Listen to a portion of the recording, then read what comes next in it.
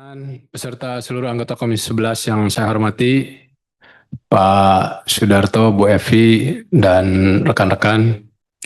Yang pertama bagi LPDP, bagi Pak Sudarto, ini saya akan terus-menerus Pak bicara urusan ini terkait tes TOEFL ataupun tes bahasa Inggris lainnya untuk calon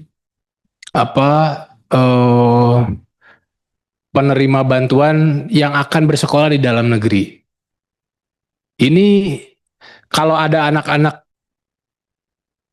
yang apply, yang asalnya dari daerah yang tidak bisa menjangkau urusan bahasa Inggris ini bagaimana?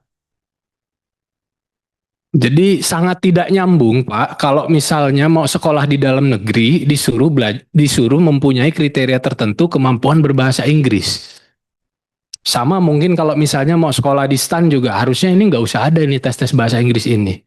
Kan dinasnya bukan di Inggris, dinasnya kan di Indonesia, kan gitu. Untuk apa pakai bahasa Inggris?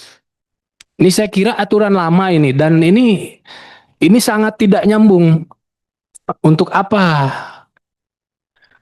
buang-buang waktu, Pak? Dan akhirnya orang-orang yang mampu untuk melakukan TOEFL ataupun tes bahasa Inggris ini adalah kalangan-kalangan yang bukan dari kalangan prasejahtera gitu.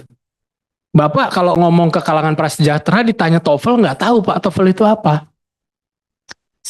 Apalagi yang lain-lain kan gitu. Tetapi bukan berarti mereka tidak punya kemampuan atau tidak punya kecerdasan. Nah ini yang menjadi masalah, orang-orang ini harus dapat kesempatan gitu. Saya pun melihat Pak, afirmasi ini harusnya ditambah. Khususnya prasejahtera dan disabilitas. Banyak juga yang disabilitas plus prasejahtera yang terjadi itu. 2024, 8.592 penerima beasiswa LPDP ini hanya 2.626 dari jalur afirmasi, kurang dari 31%. Nah lantas sisanya ini 69%-nya ini dari kalangan apa Pak yang menerima ini kan gitu. Kami mengusulkan ke depannya, kalau memungkinkan ke depannya ini nggak usah ke belakang, ke depannya untuk para penerima bantuan ini dipublikasi saja kepada publik. Backgroundnya asalnya dari mana kan gitu. Demi tercapainya tepat sasaran daripada program beasiswa ini. Harusnya program yang sangat bagus yang didukung oleh kita APBN ini bisa memutus rantai siklus pendidikan masyarakat yang tidak mampu. Ini yang harusnya. Jadi menurut saya jalur afirmasi ini harusnya ditambah aja. Dan satu lagi Pak terkait bahasa Inggris ini. Sekarang ini sudah tidak zaman. Kalau kita hitung kekuatan daripada penyumbang kemajuan global ini, economic driver ini, tidak lagi Inggris-Inggrisan Pak sekarang. Jadi lebih baik tesnya ini tes bahasa Cina atau tes bahasa lain kan gitu. Itu. Nah, kemudian satu lagi yang STAN ini Bu sama Bu.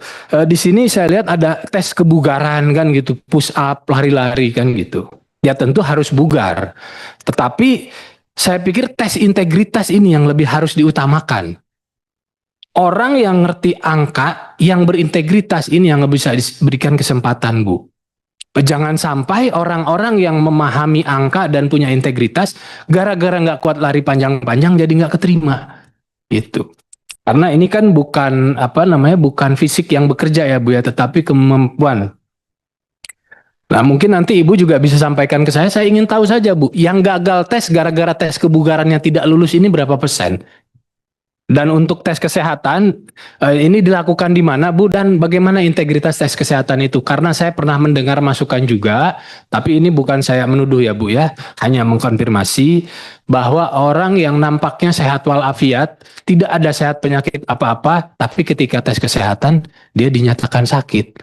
Orangnya bingung juga, yang bersangkutan ini tidak pernah punya riwayat sakit, tapi ketika dites ada penyakit katanya. Dan ketika dia melakukan cek mandiri, ternyata sehat.